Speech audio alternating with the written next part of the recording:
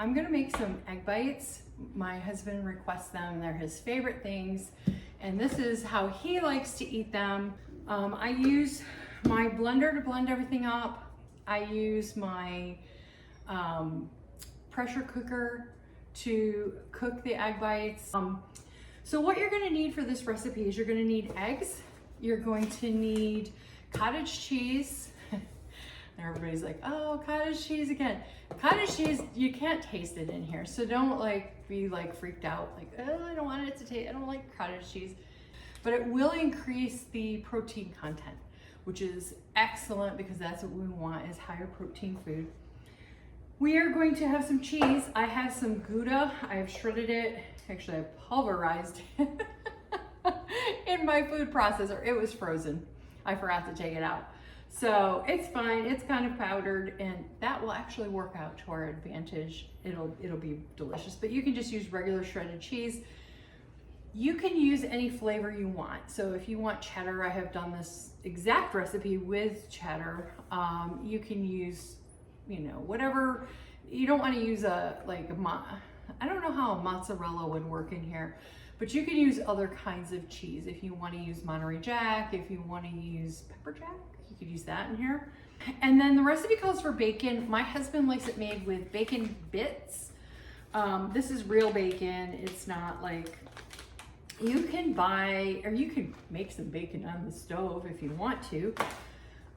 You can also just not have bacon in it. You can use peppers, you can use onions, but this is what we're using.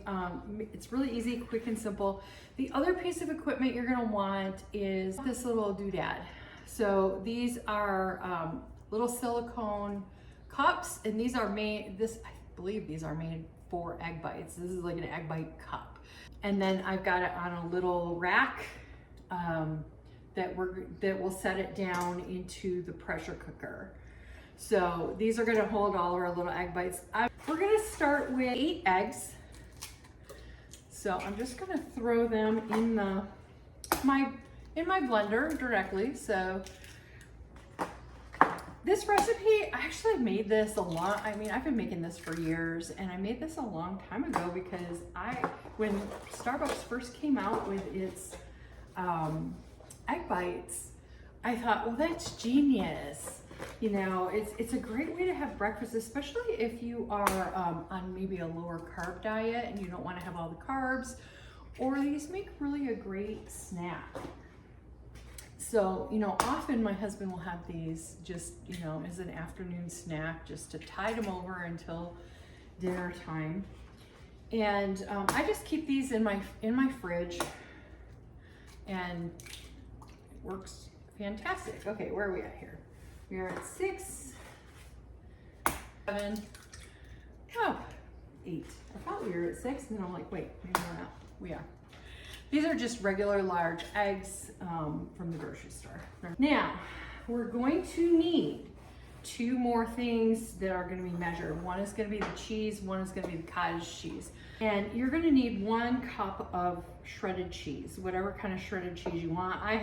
Obviously I told you I have more like powdered cheese, but I mean, how can you go wrong with cheese, right? Cheese is good. This is getting all over the place because I took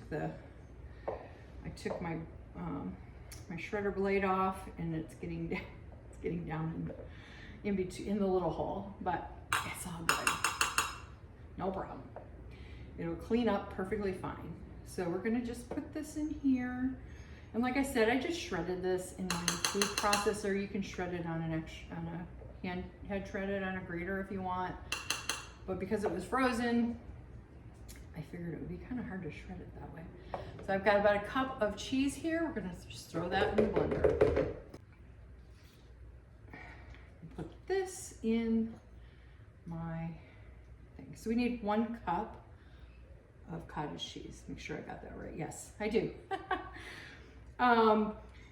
These are kind of the base ingredients that it's gonna go in no matter what kind of egg bites you make. Roasted tomato, you can add a whole bunch of things to it. Whatever you like.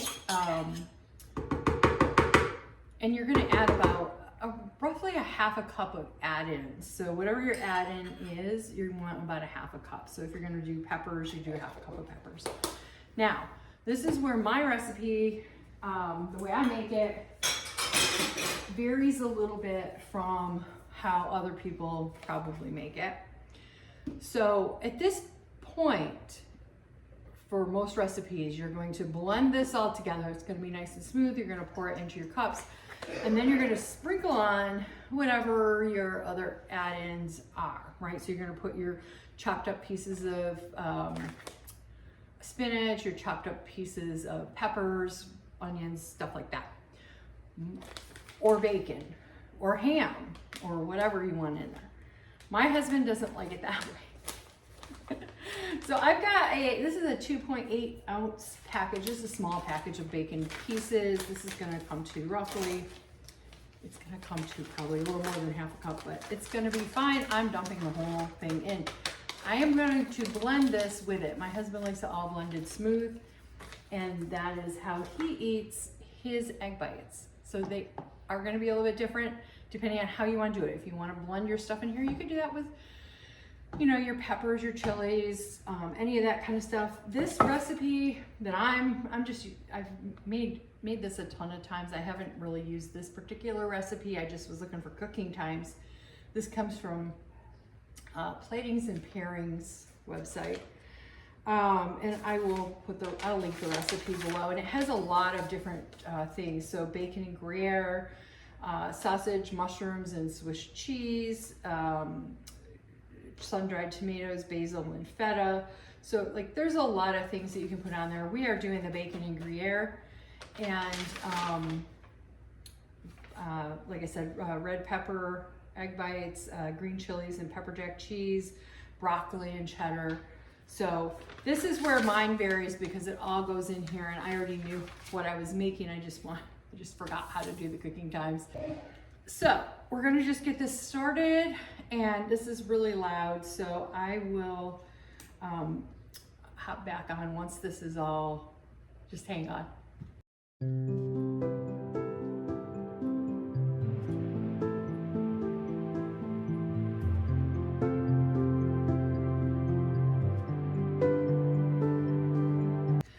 All right, we've got this all blended. It only took a couple minutes to blend it up. I mean, not even 30 seconds, like really fast.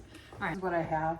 I've had this for years. It's got a dent in it somewhere in the outside. The inside is perfectly fine. It works fine. There's no issue with it. Let me plug this in. All right, so 2 things. I'm gonna need 1 cup of water. You need to have water in the bottom of your cooker because that's gonna steam these, because that's how they're cooked. In we go. Okay, water's in there. I'm gonna set these on the side. Now, all I'm gonna do is I am going to just pour this in here into each little cup, and I'm gonna pour it almost to the full top. Like there's literally, you know, like 1/16 of an inch at the top. They are gonna puff up. They do puff back down, but you can pour these all the way up.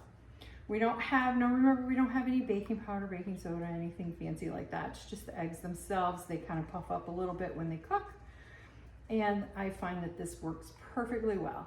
So we are going to take this and we are going to drop this, just put it right into to our pressure cooker. Let me push this cooker so you guys can see. I'm not used to doing this backwards. We're gonna get the top on it and lock it. This is locked. You can see I can pick it up. It's totally locked. We want our top little piece here to be on seal. You gotta make sure it's on seal, otherwise it won't work. And these we're gonna do 10 minutes. So I gotta get over here, I gotta see this, all right? So my cooker comes up, and I can push it up higher. So I'm gonna put it on for 10 minutes and just hit start. It's gonna do its thing, and I don't have to do anything, and I can sit back and have coffee or whatever I want. We're gonna let that go for 10 minutes. Then we're gonna do 10 minutes of natural release. We're just gonna set a timer, leave it alone, let it do its thing, and then we can take it out. We are back. These have gone and finished pressure cooking, and I've waited the 10 minutes that I told you we have to let it natural release for 10 minutes. So let's see what we have. Let me get over here and let me pull this. Oh, if I pulled it closer to me. Okay. Let's see what we got here. Let's hold the top. Hot this is. These have little rubber things on them. Sometimes they're really hot. That's not too bad. What do you guys think? Look at how puffy they are. Let me bring them up closer. You can look at them. See how nice they look? They're great. Okay. So we're just gonna pull them out of there. We are not gonna empty this. We're not gonna do anything with this. Remember, this is still really hot, okay? Once they cool, you'll see you can just push up on the bottom and you see they just kind of pop right up, and they'll come out really nicely. I am just gonna dump these because they are too hot for me to just pick up. But you see they pop right out. They don't stick. I didn't spray this or anything. You don't need to spray. They do pop right out. I'm just gonna, oops, let me put this down. So I'm just gonna set these aside. As these cool off, I condense these together so that they're all neat and tidy in here, and this will fit pretty much all of my egg bites, believe it or not. I know it's very small. But you could do it, if you didn't want to condense them like that, you could definitely put it in 2 containers or put it in a different container. This is just what I do. All right, let me get the rest of these in here. This looks like it's not gonna make quite as many this time. I don't know why.